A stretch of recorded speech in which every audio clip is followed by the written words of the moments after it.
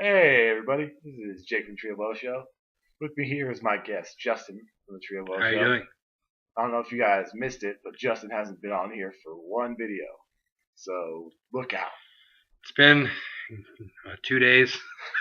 Yeah. Saturday feels like it was 2 days ago. I mean, it's been a long time coming, but alas, back we are. And back is Mick Foley. That's very true. Now, if you remember this, you probably don't, because I wouldn't remember, because You almost didn't remember. I almost didn't remember. I drew Mick Foley in the Royal Rumble thing that everyone was so excited about, that everyone kind of forgot about, especially me, Yep. because he wasn't on TV.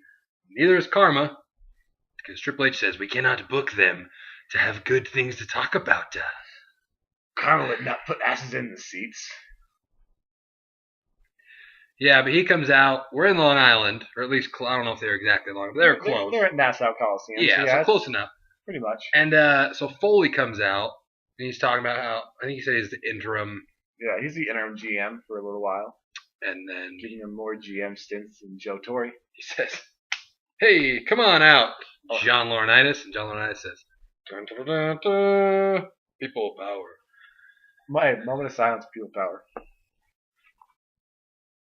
Thank you. Thank you. I even took my hat off for that one, so you know we're real.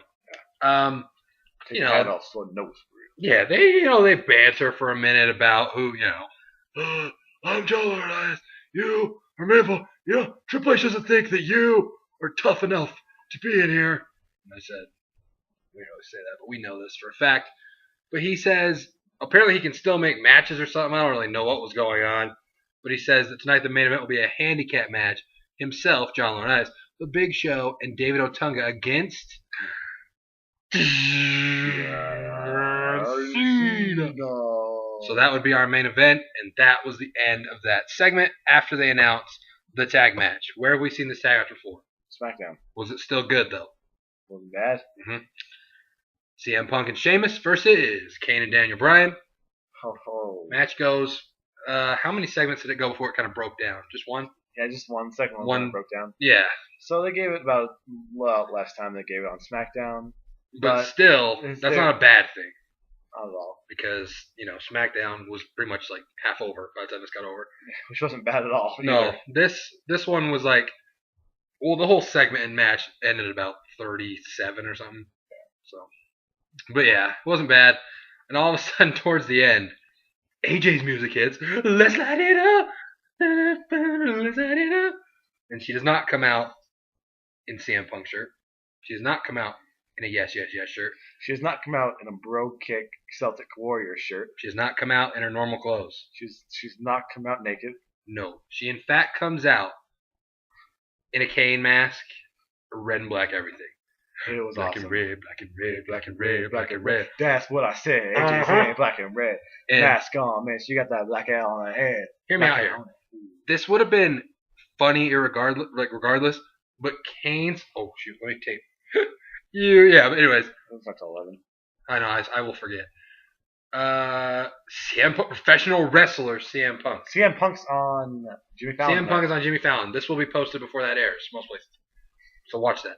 But, yeah, she comes out dressed as Kane, and Kane's facial expressions are just... The only thing we were missing was a Booker T. What the hell? Shuck and duck and quack. It would have fit for... she don't come out dressed as Kane. Oh, she gonna get lost in the lights. I have a feeling... With the greatest of ease. She's my favorite. I have a feeling that he just elbows Michael Cole the entire time. Oh, look at that.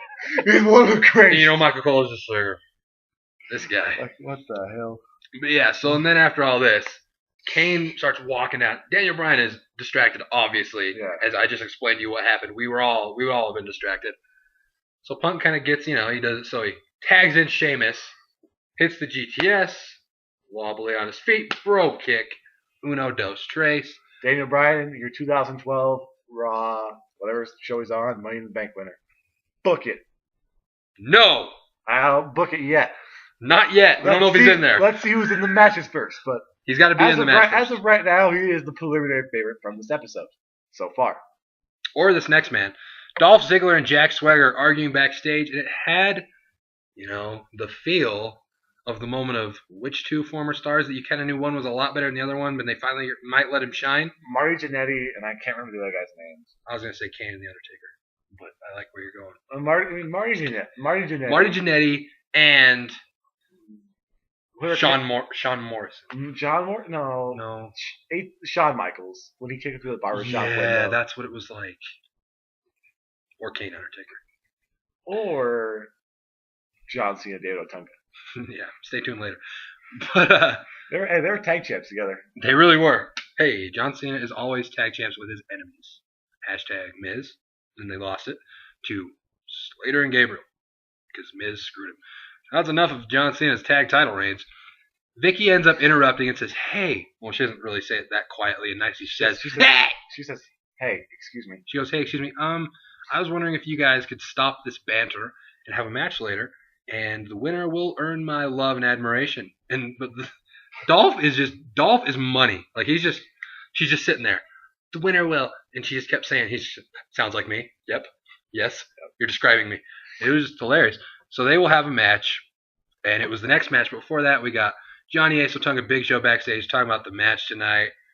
This is planting the seeds. Yeah, they were planting the seeds for a shit plant that's not going to harvest anything good later on. I can't be negative if I don't like what happened. Don't do it. Never mind. We're going to get flamed on the comments again. Don't do it. I'm going to text Colby and tell him to come fight him. Don't do it. Don't. Anyways, I got to get that off my chest. Anyways, basically the seeds are being planted for the main event. Yeah, they're giggling. Big Show goes, I don't find anything funny. Oh, he doesn't really have that accent. He lost his smile. That's the second Shawn Michaels reference we've had tonight. Hey, that guy was something else.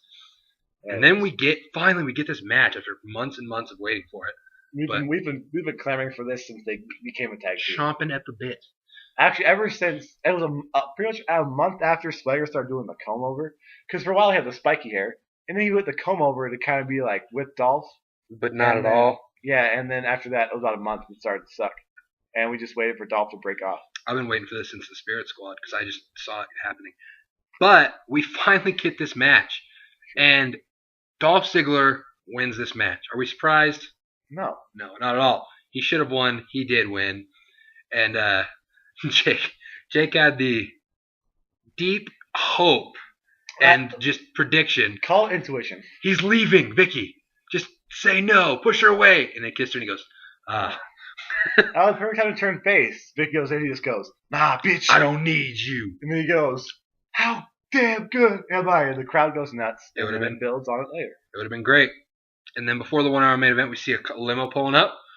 And they're hyping up that it will be Lesnar to make the decision. But will it be Lesnar, they say. It wasn't. Lesnar's music hits. Crowd goes wild. Does anyone really think that Paul Heyman shows up in a limo? No. Strippers drive him to venues. But Lesnar's music hits, and you have that 0.1% in your heart that hey, maybe it's Brock, but at the same time you knew it wasn't. Especially after it took so long. Heyman comes out, the crowd still cheers. I mean, they weren't stupid, they knew who he was, unlike that first crowd when he came back and they was like, who's this bald guy? But he comes out and he goes, hey, we're not dropping any lawsuits. We're not doing this. We're going to tell Triple H something he never hears because he's surrounded by yes men who tell him whatever he wants to hear. No, we will not drop the lawsuit. We will not have the match and all this stuff. But then, as Paul Heyman's leaving the ring, wow, Jan was subliminal right there. It was time for the game to light the flame. And yet chant his name. It's time. He's never lame. He never leaves the frame. It doesn't rhyme as much, but he never rides the train. Since we're going that way, he's kind of insane. Megalomania. Eats a lot of chow mein. He had tuna for lunch. Always main event WrestleMania. See, now we're going too far. But anyways, that guy comes out, and he's like, here's a poster of Brock Lesnar at SummerSlam. So this is what you'll get if you accept. Paul Heyman goes, yeah. That's definitely going to get us to do it. That's a great idea. Brock Lesnar doesn't have an ego at all. Like Triple H goes, you wanted the show to be called Raw Super Show starring Brock Lesnar. That's not an ego. He wants what's best for the company there. That's true. That is what's best for the company. That puts asses in the seat. I'm so pissed we never got that. At least one show. I wanted to see it on my guide. No, I mean, it doesn't become the longest episodic running television show anymore. That's a good point. It's just a Raw Super Show, technically. It isn't. And it was Raw's War in Warzone.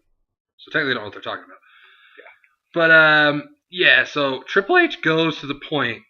I mean, it was not really believable, but then when he goes, or else Brock Lesnar's going to be the guy that's always known for being scared of Triple H. And I said, Triple H, you had an entire month where you were dodging The Undertaker. yeah, exactly. And Brock Lesnar's scared of Triple H. That's awesome. And then Paul Heyman still says no, and he's like, punch me, punch me, punch me. And he finally punches him. Well, of course, it led into the, I can see everything you do before you do it. So Triple H punched him and said, did you see that coming in? And we said, we all saw it coming, didn't we? We really all saw it coming. Should have seen this coming. No, you are, dang it. I lost the groove. We started to line in. Never been here before. Didn't see this coming. Knew something. Del Rio versus Santino. Much better than the tuxedo match, which is not saying much. You skipped it. I know. That's what I'm saying. It was bad. I've heard at least 2 people say that it was the worst match of the year. Wow. Me and your foresight of it. Yeah. Yeah. I mean, yeah, I had the glory of watching No Way Out on like a download so you could fast forward parts. Let's just say I skipped a lot of stuff. Whew. Just saying. Let's just say I didn't watch Tuxedo match or the Divas match. I guess it's not a lot, but still. Divas match was good on Sanders. I kept fast forwarding it, and it just kept not being over. And it was really long, I felt like. It wasn't bad. I believe it. Those two aren't bad at all. Why watch a Divas match? You don't have to. Anyways, Del Rio wins. Cross arm breaker. Ricardo goes in there, says, after the match. You know. That's what we want. And then we get to my favorite segment of the night. Oh, I don't care what anybody says. Yeah, hey, I can't complain. Layla comes out and says, here comes Wendy Richter and Cyndi Lauper. Guys, this morning. And hey, did I mark out for this? Yeah, you took your shirt off and spun it around. Not kidding. Like a helicopter. Take your shirt off, spin it around your head like a helicopter. Oh, I miss Pete Pablo. Oh, don't you dare. Freak a leak. Dog. If you have a friend, mom, sister, aunt with a name in the song Freak a Leak, check them for diseases. But chances are they're black. Chances are they're black. There's no like white names in there. It's the Melissa. Yeah, Alice, Amy, Kylie. It's just like Shaniqua, Chris, Javon. Monique. Marco Rose knows what we're talking about. Yeah. I love how anytime we like talk rap music, we just shout out Marco Rose. That's not racist. We just know he's down. Hey, say it with Ty. Ty 1822. Top 10 porn stars. We all watched it. Yeah, hey. Ty 1822 is our boy right now. Go subscribe to that guy. Well, we might put his. Actually, no. You type Ty 1982. That was 1822. 1822. Look that up. Ty 1822. Shout out to him. Yeah, shout out to him. Anyways, Cyndi Lauper and they're all talking, and then I'm just one man. Heath Slater's music hits, and I don't know what comes over me. I mark out when his music hits. Probably because the mood and the emotion of the room were just. It's just because the whole crowd goes, and we go, yeah. Because we were pumped that Cyndi Lauper was there. Yeah. We were pumped that Girls Just Want to Have Fun is such an infectious song. I'm telling you, Heath Slater is my favorite jobber of maybe all time. Like, he is high up there. Definitely right now. 100% right now favorite jobber. All time? He might be. Name me something. He wasn't really a jobber. He didn't really lose. That's true. But oh man, Slater's my boy. Yeah, you keep thinking of guys better than Heath Slater. Build him up. Whoa, how's that door open? Oh, the wind from upstairs. Sing. But anyways, yeah. So Heath Slater comes out. He says, "This is a train wreck. I need y'all to move away so I can sing my new single." He just continues to say, "I'm one man." Rock band. I travel the road. He was just singing his heart out. Oh, God bless him. God bless. And then Roddy Piper, in the theme of the 1000th Raw, another legend comes out. Roddy Piper, crowd goes bananas, obviously. He comes out, and then it gets a little, I don't know what happened. I mean, it was a nice moment, but Michael Cole did not allow it to be one. God. He buried the moment. Yeah, he was. He went, he's like, hold on a second. Gets the gold record, he says. And Michael, you gotta be kidding. Michael Cole, I think I'm gonna be sick. So, I mean, it wasn't bad, but it's just annoying that Michael Cole, So then Cyndi Lauper gets it, and they have an emotional moment. And Heath Slater says, "Hey, one more time, move out of the way." Starts singing the song again. Basically ends with Cyndi Lauper saying, "Pshka," and Heath Slater's bleeding because you can't really hit a person with glass over the head. Thanks, Cyndi Lauper, crackhead. Still love you though, very much. Girls just want to have fun. And here at the Tree Below Show, we do encourage girls having fun. We definitely do. Then we get And tag. Think about this: tag team action. Epico and Primo versus my favorite tag team, PTP, the Proud Time Players, with your boy AW. This match goes for a minute, you know. Wait, you gotta be you gotta be Darren Young. Heck no. Darren Young is no good. He's done. But I like the way this ended. They're going, Primo and Epico, they get him outside the ring, they're about to jump, and then AW says, hey, backs up, says, hey, we're no more contenders. We don't gotta be here. We don't gotta prove nothing. Backs him up. They just sit on there. And Titus O'Neil's just looking around. Hey, shut up, fat boy. He's just talking crap to everybody in the crowd. Shut your damn mouth. I loved it. So Primo and Epico win by count out, but Primetime Players didn't need this. They're already there. Why waste their energy on these fools? Yep. You know what I'm saying? That's what the motive was. The general gist of the statement was. Yeah, and then the main event segment, Johnny Ace comes out, calls literally everyone in the arena and watching at home a loser. That's what we want to hear. Yeah, and People power. And he says it's the last time we'll see him until he's inducted into the Hall of Fame, which was awesome. And he's like, hey, you know what? Oh, yeah, okay, I see. And then Big Show comes out. Otunga and Big Show. Big Show says, hey, I have no reason to compete in this. You know, John Cena. Stop. There we go.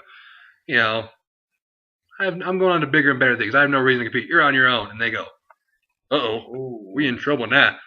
And, Teddy's on commentary for this, you know, for the big moment of, you know, his demise being ended or whatever. So we get Cena versus Otunga and John Laurinaitis in the main event of Raw again. 5 days till Jericho. Well, technically not 5 days. 5 days till it's up. Then we don't know quite when we're going to see him. But 5 days till we're eligible. So this match was about how you would envision John Cena versus John Laurinaitis and David Otunga. Otunga gets beat up for a while. Laurinaitis kind of stays back. I don't want to get in there. Once Otunga gains the upper hand, then he tags in John Laurinaitis, who ditches the crutch and says, ha, gotcha. Starts beating up on Cena for a while. Then after a while, Otunga says, hey, screw this, I'm leaving. He dips out. Cena ends up hitting not one, not two, but 3 attitude adjustments. Then puts him in the STF tap out.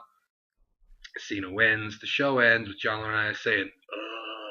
Can I rant on this real quick? Mm-hmm. So, WrestleMania. There was a 30-minute segment where John Laurinaitis became the GM of Raw and SmackDown. It was actually, too, the first promo segment after Sheamus Del Rio, or Sheamus Bryan. It cut straight backstage to the Team Raw getting hyped up. So they always thought a big deal. This match was after Undertaker, and was it after Punk's match, too? I think it might have been. Yeah, I think so. It was. It went Punk Jericho, this Brodus Clay's dance, and Rock Cena. Yep. So they put it deep in the game. Was the second to last match of WrestleMania, and it gave us a storyline that was concluded on a Raw that never got any wheels because they kept spinning them for a little while, and they refused to ever let Cena go down to build someone else up. I have no problem with John Cena. He doesn't book the show. Yeah. He's supposed to look how they book him. I have no problem with John Laurinaitis because he did exactly what he was supposed to do. I have no problem with creative because I'm pretty sure they don't want to end like this anyway. There is someone in the chain of command that messes up all this stuff and just says no. Because you can tell they hotshotted this too. What was the point of having Big Show turn heel if he's going to knock out John Cena at one pay-per-view? To have the next pay-per-view have him lose and John Laurinaitis drops his job. Like, are they just resolving things so that way they can pretty much use Money in the Bank and 2000 episode as a clean slate? Are they coasting to that 1000th episode because they know they're going to get a ratings boost then? Because wouldn't doubt it. They don't seem to care much. Yeah, it's one of those things where they miss all these opportunities of storylines that write themselves with how stuff's being reacted to. Like when Ziggler got a huge pop last night and tonight, you can ride momentum out and see how long you can carry him as a face, because face heel turns really don't feel genuinely like they come up. And if you have a crowd behind him as he turns on Vicky and turns on Swagger and stands on his own, you can maybe do something with him as a face. I don't know, have him go. But they have 4 face champions, so what are you gonna do with them? So there's no diversity in champions. Maybe have him go feud with a returning Jericho. Why not have him be the face there? Why not have that be like Jericho comes out like, oh, you're too cocky, blah, blah, blah. Then there you go, it writes itself. All this stuff will write itself. They let it write itself. Mm-hmm. But it doesn't make any sense. And another thing is, what it felt like they did was, I think they missed this opportunity. Think about this. Just put this in perspective real quick. There's 2 things. A, instead of, okay, yesterday's pay-per-view wasn't bad, but it just closed everything off. Lauren Ice needed to be here. Didn't need to have the main, just say, oh, whatever, and just get beat up early in the show. Not the main event. Instead of focusing on, holy cow, one of our biggest pay-per-views last year, and Money in the Bank is next. Let's build nothing towards that, but instead use a Raw to close all this stuff that was really filler to get to the bigger stuff. The thing is Money in the Bank's going to sell because the matches themselves aren't going to be good because... I hope we get qualifying matches because last year it was kind of dumb. They're like, here's 8 guys. Yeah. Here's 8 guys. The thing is, you had 8 guys who would have been great in the Money in the Bank. They would all have been great if that would have been your Money in the Bank match in that 8-man tag. So you're going to have guys like Gabriel and Kid who are going to be forced in there, and they're going to be your spot guys pretty much because those guys are hurt. Mm-hmm. And that's not going to be bad at all. But at the same time, you have all these guys who have no momentum. I mean, last year, Del Rio had momentum going in, and Daniel Bryan really didn't. But it was a shocker. Yeah. It was okay. And you do that anywhere but Chicago, you don't get the reaction for it. Yeah. And so they were actually smart. Yeah. I thought they're getting dumber. Yeah, and you could have played off that because CM Punk had his bit last week about Money in the Bank. You could have him be like, well, Money in the Bank is my pay-per-view. I am Mr. Money in the Bank. Have him call himself that because he won it twice and he won his first WWE Championship there. So why not build off that? Why is he the third wheel and then Kane, AJ, him, love triangle, helping Sheamus get over? It's just one of those things, you know. There's all these things in front, but they don't take a step back to see it. You know, it's easy for everyone on here who watches on television, has no real stake in what goes on because we don't. You might think we do, but we don't. If you watch our videos, chances are you're gonna watch Raw. If they put out Brodus Clay dancing for 2 hours, you'd watch it next week. Mm-hmm. We'd probably review it, and we'd probably call it satire and be smarky and love it. Mm-hmm. So we're going to continue to watch it, so we can really take a step back and look at it. On the other hand, somebody who like Vince McMahon, he's not going to trust really, unless somebody can guarantee it's going to work. Like when Punk said, "Just trust me on this storyline going into Money in the Bank last year. It's going to go." So there really isn't anything that just continues and builds off of it because why would you do that? Because let's be honest, they could roll out John Cena versus whoever and main event that as a pay-per-view and they could still get 100,000 buys. Yeah, for those people that complain about people complaining, but in reality complain more than anybody, you complain that John Cena's in the title picture too much. But now he hasn't even been in a title match for almost a full year. And he's still the main event, but still, he's out of the title picture. So you can't have it both ways. Yeah. Like he's either going to be in the title picture or he's still going to be the main focus. So you can't complain about both and cry. It's just annoying. Yeah. Exactly. Oh, and just by the way, Raw, just for, to keep a historical date, this Raw last year, the Raw after the June pay-per-view, CM Punk won a triple threat match to become #1 contender and claimed that, cut the promo where he says he's leaving with the WWE Championship. So you guys might want to get to work on finding a storyline for the summer. Cause was that really the pay-per-view after? I thought he had one pay-per-view after and then... Oh, no, you're right. Capital Punishment, beat Rey Mysterio next night, won a triple threat match, came #1 contender. And then he helped... And he said... He helped somebody go through a table. I'm leaving with the WWE Championship. This wasn't the big promo. This was just the promo where he said he was leaving. And then it kept going from there. But... Oh, yeah, because... Was it R-Truth? Was it R-Truth in the next week when he sat? I think it was, yeah. Because it was like the 27th. Yeah, the first week, the one right after Capital Punishment was when he won, and he said, my contract expires, and then the next show was the one where they filmed it twice. So they filmed the one where R-Truth and Cena were having the match, and then he cut the promo on top, and then the next week he got hired back or whatever. Yeah. So, just saying, it's not like they couldn't be doing things in June. Kind of look at last year.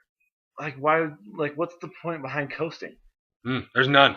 Like, if you can build organic interest going into Raw 1000, it's gonna be a lot easier to get people to buy into it. I think Raw 1000's after Money in the Bank. Yeah.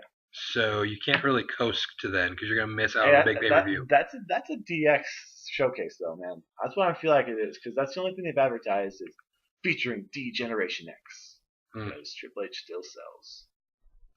It all comes back to. Done. It's time to play the game. Anyways, we'll find out if it's really time to play the game. But that was Raw, and that was our rant on why things could be better, but they don't want them to be. Yeah. So you have one more thing. You have guys. Sorry. You have guys, no, I'm not. I'm saying this. You have guys like Barrett and Mark Henry who could come back and go after one of these two face champs, and lay them out, and get legitimate heat because both these guys are over. As much as I didn't like Sheamus, I'm more coming around to him. And I realize that he is a valuable. People will cheer for him. So you have somebody stick him, and then there you go. You can have one of them there because he has legitimate beef with Mark Henry and Wade Barrett. And Wade Barrett can go after CM Punk. I'd rather see Barrett Punk than Sheamus. Yeah. But either way, what do we know? We don't know anything. Yeah. But yeah, that was Raw and a rant. So deal with it. But go ahead and subscribe above. We're almost 600, believe it or not. I really don't. I don't know how that happened. But like this video and comment your thoughts on all things everything below. You have a good night.